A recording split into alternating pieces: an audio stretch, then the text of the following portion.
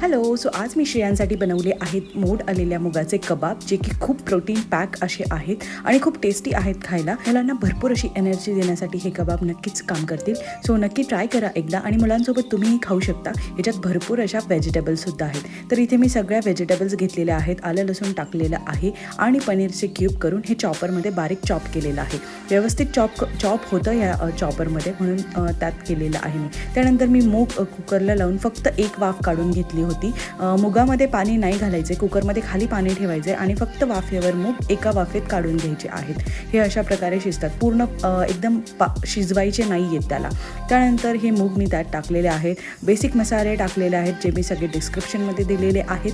आणि हे सगळं टाकून इथे मी टाकलेलं आहे भाजलेलं चण्याचं पीठ, थोडासा ओवा टाकलेला आहे, कोथिंबीर टाकलेली आहे आणि थोडंसं लिंबू पिळलेलं आहे. त्यानंतर हे सगळं मिक्स करून व्यवस्थित ह्याचे कबाब बनवलेले आहेत.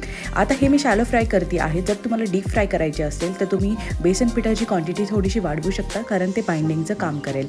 आता हे सगळं व्यवस्थित करून घेतलेत. वरनं मी थोडेसे तीळ लावलेले आहेत आणि मस्त शॅलो फ्राय केलेले आहेत तूप टाकून. दोन्ही बाजूने मस्त खरपूस खमंग असे झालेले आहेत. भरपूर कुरकुरीत असे झालेले होते आणि श्रेयांना खूप आवडले ते. आणि श्रेयांसोबत मीही खाते. माझ्याही वेट लॉस जर्नीमध्ये मला ही एनर्जी देणारी रेसिपी खूप काम करते.